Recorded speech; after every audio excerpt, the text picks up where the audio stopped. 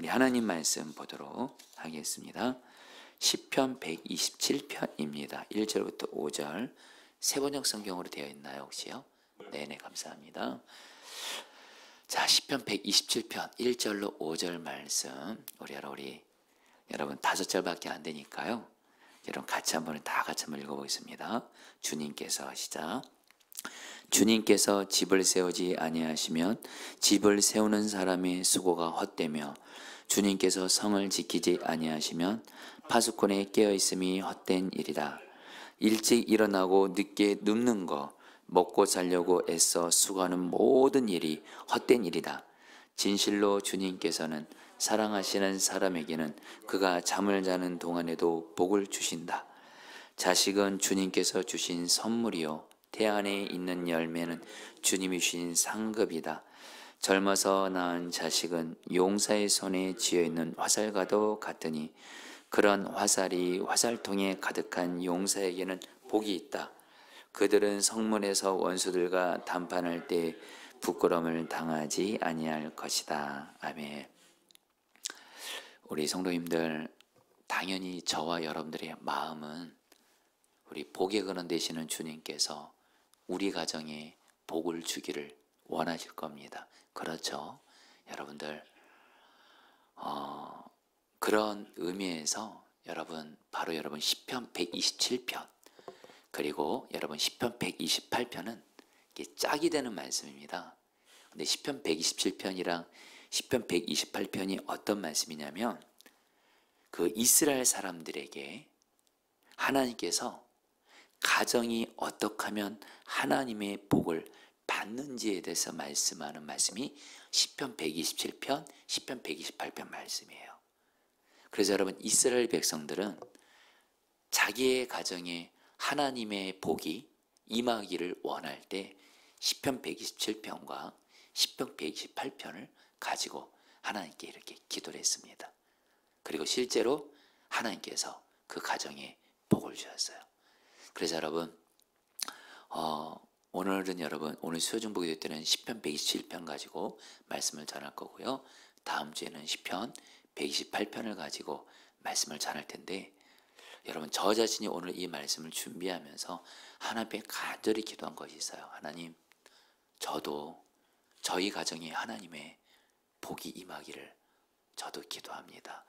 시편 127편을 통해서 종의 가정에도 복이 임하게 하시고 더불어서 우리 오늘 이 수요중보 기도회 또 교회에서 온라인으로 함께하고 있는 우리 사랑하는 성도들의 가정에도 하나님의 복이 임하기를 축복합니다. 자, 우리 성도님들, 주님이 우리 가정에 복을 주기를 원하시면 아멘 하겠습니다. 아멘이죠, 여러분들. 바로 시편 127편, 시편 128편이 바로 우리 가정에 하나님이 어떻게 하면 우리에게 복을 주시나 그 비결, 길에 대해서 말씀하는 거예요. 자, 그러면 볼까요? 자, 여러분 우리 1절 말씀을 곧바로 보도록 했습니다. 주님께서는 집을 세우지 아니하시면 읽겠습니다. 시작. 주님께서는 집을 세우지 아니하시면 집을 세우는 사람의 수고가 헛되며 주님께서 성을 지키지 아니하시면 파수꾼의 깨어있음이 헛된 일이다.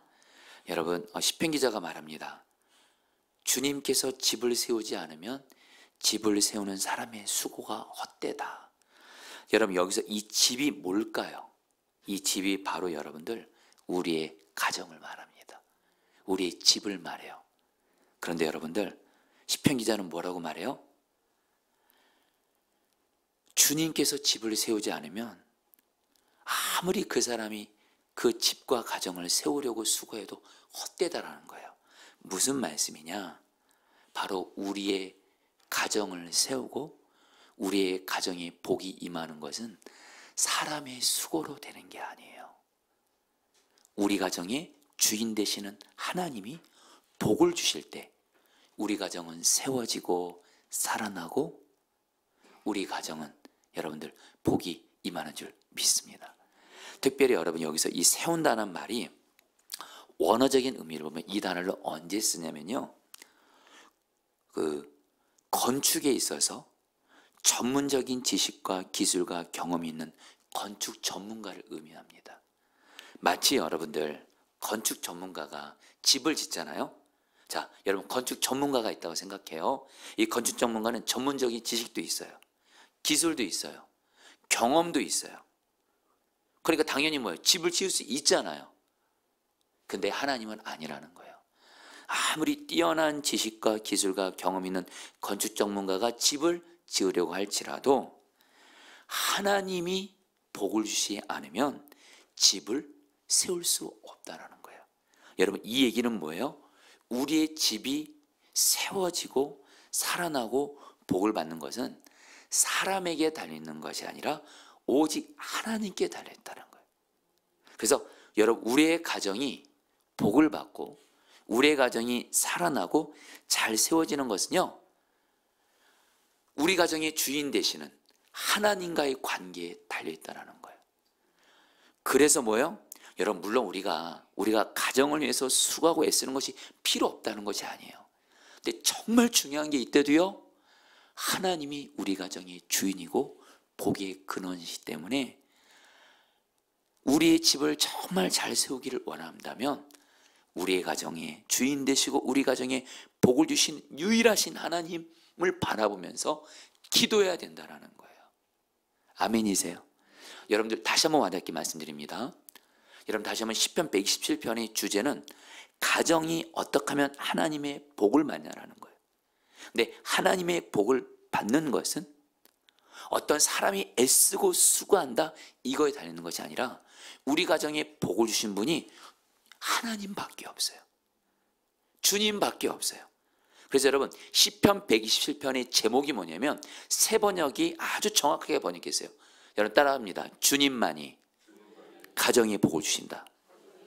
주님만이 우리 가정에 복을 주신다면 여러분 여기서 복이라는 것은 영적인 복도 의미하고요. 여러분 성경에서 말하는 복은 두 가지입니다. 하나는 영적인 복이에요. 우리 가족들이 예수님을 믿고 예수님을 사랑하고 주님과 동행하고 주님을 경외하고 주님 말씀대로 순종하고 주님 경외하는, 이게 바로 이런 영적인 복이죠. 또 하나 땅의 복이 있어요.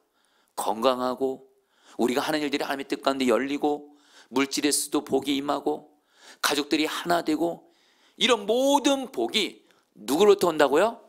하나님께로만 온대요. 그러면 여러분 우리는 어떻게 해야 돼요? 다시 한번 오늘 시편 110편 1절에서 하나님이 집을 세우지 않으면 아무리 사람이 애써도 헛되다는 거예요. 그럼 우리가 할 일은 뭘까요? 내가 우리 가정에 정말 복이 임하고 우리 가정을 잘 세우기 위해서 우리는 내가 가정을 위해서 수고하기 이전에 무엇보다 우리 가정에 유일하게 복을 주시는 하나님만을 바라보면서 하나님께 기도해야 될 줄 믿습니다. 여러분 러시아 격언 중에 이런 격언이 있어요. 아들이 뱃사람이 되어 배를 타고 바다에 나가게 되거든 위험한 일이니 그 아들을 위하여 하루에 한 번씩 기도하라. 나라의 전쟁이 일어나 아들이 군인이 되어 전장에 나가게 되거든 그것은 더 위험한 일이니 그 아들을 위하여 하루에 2번씩 기도하라. 아들이 성인이 되어 결혼하여 아내를 맞아 가정을 꾸리게 되거든 그것은 더 힘들고 더 위험한 일이니 그 아들을 위하여 아들의 그 가정을 위하여 하루에 3번씩 기도하라. 여러분 결혼해서 가정 이루는 게요, 사람이 배 타고 나가는 것보다 아들이 전쟁 나가는 것보다 여러분 이 가정 세우는 일이 보통 중요한 일이 아니에요. 어떻게 된다고요? 정말 가정을 위해서 기도해야 된다는 거예요. 여러분들 이거 제가 이름은 좀 실명으로 할게요. 우리 어쨌든 한국 교회 안에서도 정말 귀한 설교자로 쓰임 받는 분 중에 한 분이 여러분 김동호 목사님이란 분이에요. 지금 한국 교회에서 아마 가장 많은 성도들이 이분의 설교를 듣고 은혜를 받고 있기도 하고 우리 목사님들 사이에서도 정말 설교에 있어서는 너무너무 귀하게 쓰임받고 있는 분으로 김동호 목사님 이렇게 이야기합니다. 근데 여러분 김동호 목사님이 한 번은 설교 중에 이런 간증을 하시더라고요. 이 목사님이 목회를 굉장히 하나님의 은혜로 잘했거든요. 그러니까 사람들이 목사님이 이렇게 목회를 잘해서 이렇게 부러워하더래요. 근데 목사님 뭐라고 말하냐면 여러분들 보기에 겉으로 제가 목회를 잘하는 것처럼 보이지만 저 솔직히 목회하다가 죽을 뻔했습니다 이러더라고요. 목회하다가 정말 죽을 위기를 몇 번을 만났대요. 그러면서 하나님의 은혜라고. 그러면서도 이 목사님의 가정이 그렇게 행복해 보인대요. 그래서 주변 사람들이 목사님 가정은 어떻게 이렇게 행복해요? 목사님 가정 이렇게 성공했어요. 너무 행복해 보여요. 근데 목사님이 뭐라고 말씀하시냐면 아닙니다 그렇게 말하더래요. 여러분들 보기에 저희 가정이 행복해 보일지 모르겠지만 그동안 저희 가정에 정말 죽다 살아난 그런 위기들도 여러 번 있었다는 거예요. 그래서 목사님이 뭐라고 말씀하냐면 교회가 흔들릴 때가 있었고 가정이 흔들릴 때가 있었대요. 당신이 인생을 살아보면서. 그런데 어느 때가 더 힘들었냐면 가정이 흔들릴 때가 더 힘들었대요. 교회가 흔들려도 가정이 안정되면 결국 교회는 안정이 되더래요. 그러나 교회 목회가 아무리 잘 돼도 가정이 흔들리면 멀쩡하던 목회가 흔들리더래요. 저는 이 목사님 말씀에 전적으로 동의하고요. 여러분 제가 지난 주일날 설교 말씀드렸죠. 가정이 목회보다 밖에 일보다 먼저예요. 그래서 목사님이 간증을 하는데 뭐라고 얘기를 하냐면 목사님이 결혼 41주년 되는 해 목사님의 그 가족들이 이제 아내 사모님과 함께 아들 셋이 있고 며느리 셋이 있고 손주 5이 있대요. 가족들 모두가 관계가 실제로 좋았대요. 여러분 가족들 관계가 다 좋았대요. 목사님 생각에 우리 부부는 너무 관계가 좋고 또 우리 아들과의 관계, 며느리 관계, 시부모 관계 너무너무 다 좋았대요. 그러면서 그 증거로 어떤 일이 있었냐면 여름만 되면 목사님과 사모님, 세 아들, 세 며느리, 손주 5명이 같이 휴가를 매번 갔대요.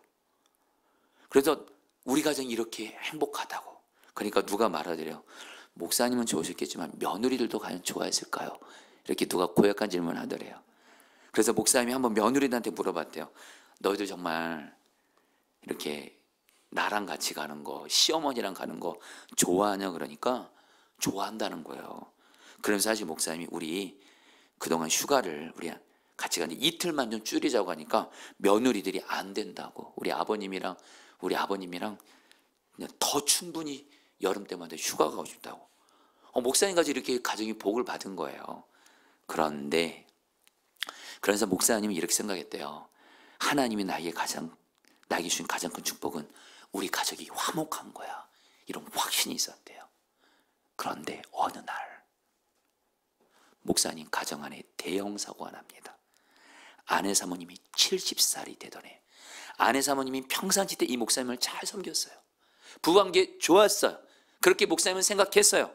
근데 70살 다 된 나이에 사모님이 목사님에게 그만 당신과 살고 싶다라는 거예요. 이혼하는 것은 아니지만 당신과 따로 살겠다고 하는 거예요. 그래서 따로 살 집을 알아보겠다고. 목사님이 이러시면 안 됩니다. 간곡히 요청해도 한마디로 사모님이 그동안 목사님과 살면서 마음고생 많이 한 거예요. 이제는 남편과 살고 싶지 않은 거예요. 그래서 사모님이 실제로 따로 살 집을 알아보셨대요. 목사님이 그때 충격을 받았어요. 충격을. 내가 그동안 우리 가정이 화목하다고 착각이었구나. 우리 부부 사이가 좋다고 생각한 착각이었구나. 그러면서 자기와 따로 살겠다는 그 아내를 처음에는 이해가 안 되더래요. 그래서 아내를 원망도 해봤대요. 어떻게 당신이 나에게 이럴 수 있냐고. 근데 기도 중에 하나님이 아내가 너랑 살기 싫을 정도로 힘들다면 그대로 인정하라는 거예요. 목사님이 그대로 인정합니다. 그리고 그동안 하나님이 나에게 가장 주신 축복은 가정이다. 이런 자신감을 내려놓고 겸손하게 하나님 앞에 엎드려 70 그 나이에 하나님 우리 부부 하나 되게 해주세요. 간절하게 정말 기도를 많이 하셨대요. 결국에는 하나님께서 여러분들 사모님 마음 만져주셔서 결국 가정을 회복시켜 줬다는 거예요. 여러분 가정에 대해서 여러분 자신감 갖지 마세요. 여러분 아멘 하세요. 아멘이세요? 여러분 사실 저도 여러분들 깨닫는 건 뭐냐면 다시 한번 여러분 가정은 내가 수고하고 애쓴다고 해서 가정이 행복하고 가정이 세워지는 거 아니에요. 하나님이 복을 주셔야지만이 우리 가정은 세워지는 거예요. 이걸 아는 사람은요 절대로 자기 가정 자랑 안 합니다. 여러분 오해 없이 들으세요. 여러분들 결코 가정 자랑하지 마세요. 그리고 만약에 가정이 지금 화목하다면 이건 전적으로 하나님의 은혜라고 하면서 하나님께 영광 돌리세요. 중요한 건 주님만이 우리 가정에 복을 주신다는 것, 이 진리를 늘 기억하면서 주님께 평생 겸손히 엎드려 주님께 우리 가정에 복을 주시기를, 평생 겸손하게 기도하시기를 축복합니다. 그러면서 여러분, 계속해서 우리 가정이 하나님의 복을 받는 비결 두 번째 나옵니다. 너희가 일찍이 일어나고, 같이 읽겠습니다. 시작. 이거 개역개정으로 볼게요. 개역개정. 너희가 일찍 일어나고, 시작. 너희가 일찍 일어나고 늦게 누우며 수고의 떡을 먹음이 헛되도다. 그러므로 여호와께서 그의 사랑하는 자에게는 잠을 주시는도다. 자, 여러분, 요 말씀이 있잖아요. 이 말씀이 지금 사실 우리 성도들 사이에서 잘못 오해하고 있는 말씀 중에 하나예요. 여러분, 시편 기자가 어떻게 하면 우리 가정이 하나님께 복을 받느냐고 말하면서 먼저 이렇게 말해요. 소위 사람들이 우리 가정이 복을 받기 위해서, 성공하기 위해서 생각하는 세 가지 기본적인 행동, 세 가지를 말합니다. 일찍 일어나는 거, 늦게 눕는 거, 그리고 열심히 수고하는 거. 이것이 헛되다라고 말하는 거예요. 무슨 말이냐면요, 여러분, 일찍 일어나는 게 필요 없다는 것이 아니에요. 늦게 눕는다는 게 필요가 없다는 것이 아니에요. 열심히 수고하고 애쓰는 거 필요 없다는 것이 아니에요. 그러나 중요한 건요, 내가 아무리 일찍 일어나고 늦게 눕고 아무리 수고하고 애써도요, 다시 한번 하나님이 우리 가정에 복을 주지 않으면 내 노력으로 가정이 세워지는 거 아니래도요. 그러면서 하나님이 너무 중요한 말씀하세요. 여러분, 그러므로 여호와께서 그의 사랑하시는 자에게 잠을 주신도다, 이렇게 말해요. 여러분, 이 말씀을 우리는 그대로 문자 그대로 받아들여서 하나님께서 사랑하는 사람에게 잠을 주신다. 그래서 여러분, 우리는 이거를 이렇게 적용합니다. 하나님은 하나님이 사랑하는 자에게 잠을 주신다. 그래, 잠은 하나님이 사랑하는 사람에게 주시는 거야. 여러분, 안이 올시다. 만약에 여러분들 중에 지금 잠 못 자고 있는 분들, 여러분 잠 못 잘 때 있지 않나요? 여러분, 저도 잠 못 잘 때가 있거든요. 그럼 나는 잠 못 자면 하나님이 안 사랑하는 거예요. 실제로 여러분, 우리 성도들이 제가 그동안 이렇게 목회하면서 여러 번 말씀하세요. 잠이 안 오는 것 때문에 힘들어하는 분들이 저한테 와서 이 말씀을 꼭 얘기하세요. 목사님, 하나님이 사랑하는 사람에게 잠을 준다고 했는데 제가 요즘에 잠을 못 자요. 하나님이 나를 사랑 안 하세요. 그러니 목사님, 하나님이 나를 사랑하셔서 잠을 주도록 기도해 주세요. 여러분, 이래서 성경을 공부해야 되는 거예요. 여러분, 세번역 성경이 원어에 맞게 정확히 번역했어요. 어떻게 번역했는지 볼까요? 2절 말씀, 일찍 일어나고 다시 한번 읽겠습니다. 시작. 일찍 일어나고 늦게 눕는 거, 먹고 살려고 애써 수고하는 모든 일이 헛된 일이다. 진실로 주님께서는 사랑하시는 사람에게는 그가 잠을 자는 동안에도 복을 주신다. 자, 여러분, 이런 의미입니다. 자, 성도님들, 주님께서는 사랑하는 사람에게는 잠을 자는 동안에도 복을 주신다. 이게 이게 진짜 정확한 의미는 뭐냐면, 하나님은 사랑하는 사람에게 잠을 주신다, 이게 아니고요, 하나님께서는 하나님의 자녀들, 하나님의 백성들이 잠을 자잖아요. 잠을 자는 동안에, 여러분, 잠을 자는 동안에 우리는 어떻게 하죠? 아무것도 안 하잖아요. 맞죠? 여러분, 정확히 말하면요, 여러분, 사람이 잠을 잘 때는 어떤 거죠? 내가 아무것도 안 해요. 그리고 그 순간만큼 모든 걸 다 맡기게 돼요. 그렇죠? 바로 우리가 잠을 자는 그 순간, 그만큼 내가 아무것도 안 하고 하나님께 모든 것을 맡기는 그 순간에 하나님이 우리 가정에 복을 주신다는 거예요. 다시 한번 좀 와닿게 말씀드렸습니다. 성도님들, 하나님이 사랑하는 사람에게 잠을 준다, 이 말은 잘못된 번역입니다. 히브리어 원어에 맞게 정확히 번역하면, 하나님은 하나님의 백성들은 우리를 사랑하셔서 우리가 잠을 자는 동안에도 복을 주신다. 여러분, 이게 얼마나 감사한 일이에요. 여러분, 혹시 그런 경험 해보셨어요? 잠자기 전에 어떤 문제가 있었어요. 이 문제 더 이상 내 힘으로 해결할 수 없었어요. 그런데 하나님, 내 힘으로 이거 안 됩니다, 하나님께 맡깁니다 하며 맡기고서 잠을 잤을 때, 그 다음날 또 하나님이, 나는 아무것도 안 했는데 하나님께 맡겼을 뿐인데 하나님이 내 삶의 문제를 해결해 주실 때가 있잖아요. 아멘이세요? 여러분, 사실 제가 너무 이게 감사한 게 뭐냐면, 제가 지난 월요일날 기도원을 갔잖아요. 기도원을 가고 그날 저녁에 기도원에서 잠을 자는데, 기도원에서 잠을 자기 전에 제게 어떤 문제가 있었어요. 어떤 간절한 문제가 있었는데, 그 문제 때문에 여러분 제가 잠이 안 오는 거예요. 잠이 안 오는 거예요. 염려가 되니까. 그리고 제가 그 문제를 해결할 능력이 없었어요. 그런데 저는 잠은 안 오는데, 저는 그럴 때마다 우리 하영이가 너무 부러워요. 얘는 누우면 자요. 얘가 나보다 믿음이 더 얘는 누우면 자요. 근데 여러분, 제가 잠이 안 왔어요. 이 문제 때문에 염려가 돼서. 어떤 문제들 몇 가지가 있었는데, 그리고 제 힘으로 그 문제를 해결할 능력도 안 되는데, 순간 제가 잠을 뒤척이다가 하나의 결론 내렸어요. 이건 내 힘으로 안 되는 거다. 어차피 하나님, 나 그냥 잡니다. 나 그냥 하나님께 맡기고 잡니다. 맡겨지게 하시고, 나 맡기겠사오니 주님, 저 자겠습니다. 저 잠을 자게 해주세요. 근데 그냥 잤어요. 제가 뭐 그 문제를 해결하려고 애쓴 것도 아니고요, 뭐 밤 시간에 할 수도 없었고. 근데 그 다음날 딱 일어났는데, 그 다음날 화요일 날 제 마음에 너무도 간절히 해결되기를 원했던 그 염려하는 문제들을 하나님이 기가 막히게 해결해 주더라고요. 여러분, 다시 한번 깨달았어요. 여러분, 우리 개인도 그렇고 우리 가정에 하나님의 복이 임하는 비결이 뭔지 아세요? 잠을 자세요. 어떻게 말할게, 하나님께 맡기시는 거예요. 아멘이세요? 이거는 성경의 절대 진리잖아요. 우리가 우리 가정에 염려할 만한 모든 문제를 하나님께 맡길 수만 있다면, 여러분, 이건 어쩔 수 없어요. 성경의 일관된 진리예요. 내가 내 가정의 어떤 문제, 내가 붙잡고 염려하고 내가 붙잡으면 그건 내가 해결했다는 거예요. 안 되잖아요. 근데 오늘 말씀처럼, 주님, 나는 이 문제에 대해서 나는 잠을 자겠습니다. 다시 한번 잠잔다는 건 하나님께 맡긴다는 거예요. 나는 아무것도 할 수 없으니 하나님께 맡기겠습니다. 맡기겠습니다. 그래서 하나님께 맡길 때 우리 가정에 복이 임하는 줄 믿습니다. 그래서 하나님께서 사랑하는 자에게 잠을 준다, 이 말의 정확한 의미는, 하나님은 하나님의 사랑하는 자녀들이 잠을 잘 때 복을 준다는 거예요.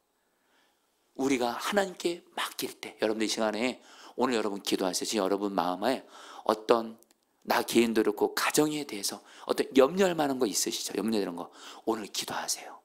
하나님께 맡깁니다. 맡겨지게 해주세요. 언제까지 기도하세요? 맡겨질 때까지.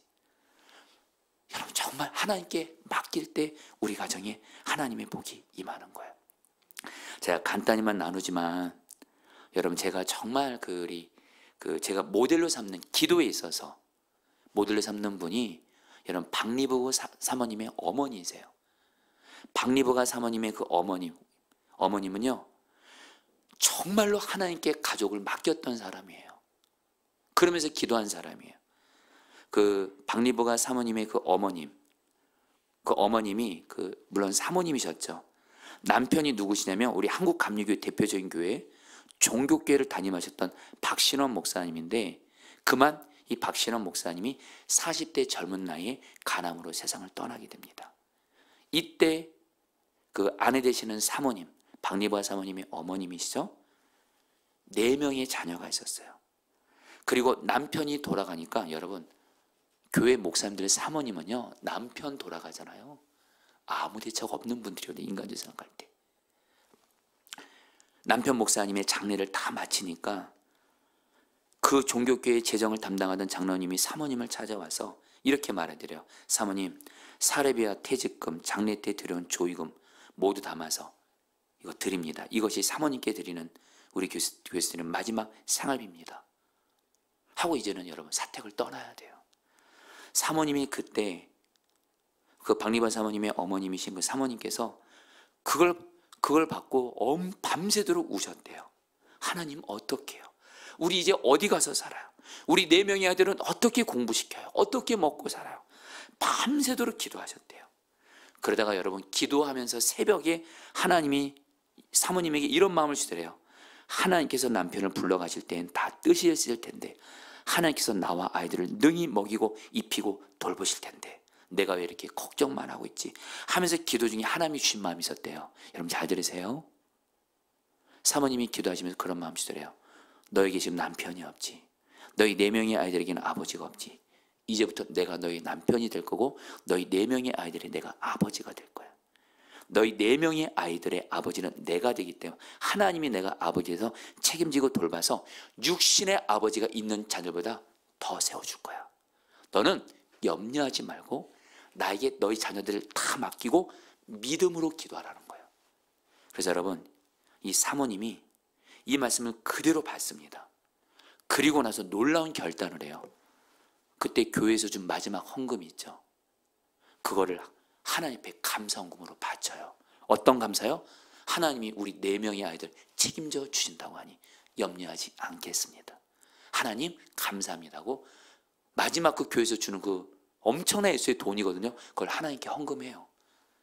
그리고 나서 여러분들 평생을 여러분들 자녀들을 위해서 염려하지 않고 하나님 우리 4명의 아이들의 아버지는 하나님이십니다.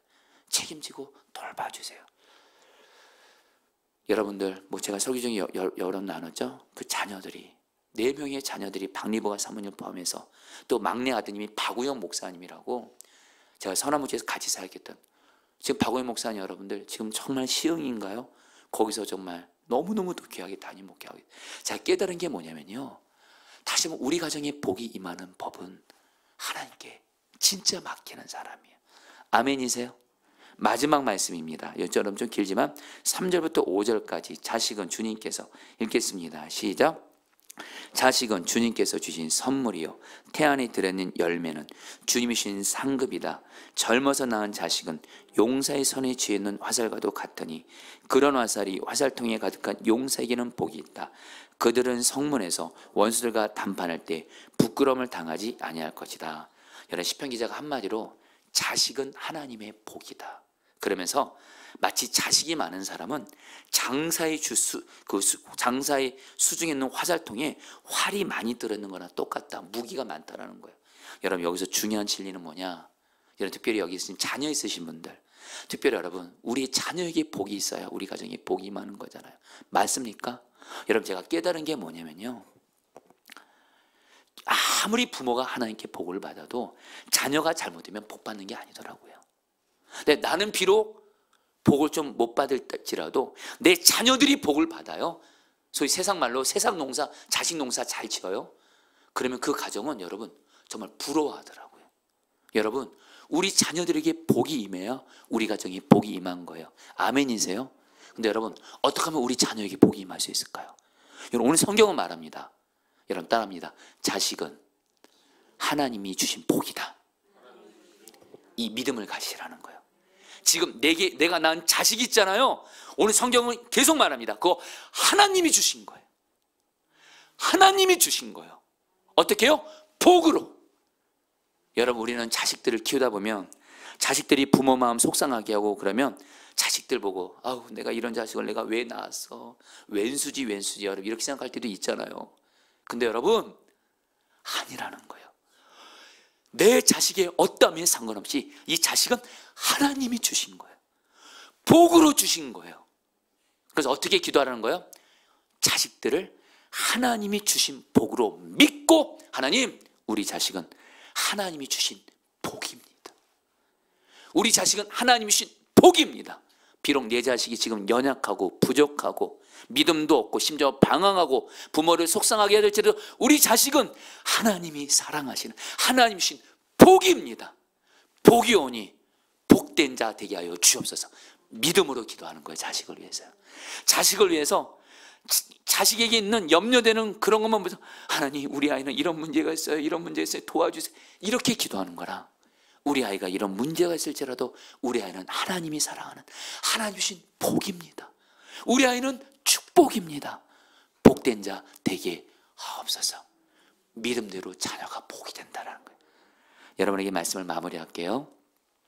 이것에 대해서 이 말씀을 정확하게 적용하면서 정말 자녀를 귀하게 세운 증인이 계세요. 여러분 지난주에 현선민 장로님, 여러분 현선민 장로님 여러분 제가 현선민 장로님이 그 간증할 때 자기 첫째 아들 주영이 간증했잖아요. 여러분 제가 현선민 장로님 가정이라는 주 안에서 이제 가깝게 이렇게 교제하다 보니까 현선민 장로님이 그 첫째 아들 주영이를 알아요. 우리 주영이가요, 여러분 정말 뭐 이거는 그냥 우리 현선민 장로님 부부의 표현이에요. 그냥 PC 페인이에요. 페인이에요. 페인. 게임 페인이에요. 게임에 중독이 돼가지고 페인이 돼가지고요. 얘가 정말 당연히 믿음도 별로 없고 부모로부터 받은 상처로, 특별히 아버지가 그렇게 방황했잖아요. 거기서 받은 상처도 그렇고 PC 게임에 푹 빠져가지고요. 소망 없던 애였어요. 그리고 얼굴도요, 여러분 정직히 말하면 좀 무섭게 생겼어요. 그런데 여러분 기억하시죠? 현선민 장로님이 이 예수님을 만나면서 자기 아들 주영이를 향해서 했던 게, 결심한 게 뭐예요? 우리 주영이는 여전히 PC에 푹 빠졌어요. 애가 그냥 소망도 없어 보여요. 페인이라는 표현까지 썼으니까. 여러분 어떤 부모가 자기 자신한테 페인이라는 표현을 써요. 근데 얘가 진짜 그랬대도요. 근데 하나님이 장로님 주신 마음은 뭐예요? 주영이는 내가 사랑하는 너에게 준 복이다. 너는 너의 눈으로 보지 말고 나의 눈으로 보면서 주영이는 내가 사랑한다. 주영이는 복된 자다. 반드시 내가 잘 되게 한다. 그러면서 현선민 장로님이 주영이를 향해서 주영아, 너는 하나님이 너를 사랑해. 너는 복된 자. 네가 지금 PC에 빠졌어도 아빠는, 하나님은 여전히 너를 사랑해. 너를 반드시 잘 되게 하실 거야. 그러니까 주영이가 아빠 정말 제가 그렇게 될 수 있을까요? 맞아. 경희 여러분, 그 믿음 가지고 기도했을 때 여러분 정말 주영이가, 제가 지금 주영이를 만나거든요. 너무 믿음도 귀하고요. 베이스 기타 배우게 하시면서 여러분들 정말 또 대학교는 도저히 생각도 못할 수 있는 아이가 대학교에 길도 가고 지금은 교회에서 얼마나 귀하게 쓰임 받는지 몰라요. 여러분 말씀을 마칩니다. 여러분 저는 시편 127편의 이 말씀의 주제가 뭘까? 우리 가정에 복이 많은 비결이 뭘까? 여러분 바로 믿음이라는 거예요. 믿음으로 기도하시기를 축복합니다. 자, 여러분 우리 이제 그 찬양하고 찬양하면서 말씀 붙들고 기도하는데, 여러분들 시편 127편 하나님이 우리 가정에 어떻게 하면 복을 주신가 세 가지 하나님이 주신 답이 나와요. 여러분 이거를요 머릿속에 마음속에 외우세요. 저도 오늘 그렇게 했어요. 그래서 저도 오늘 이 말씀 입 붙들고 하나님 나의 가정에, 우리 가정에 복이 임하게 하소서 기도하실 때 하나님께서 반드시 우리 가정에 복을 줄 믿습니다.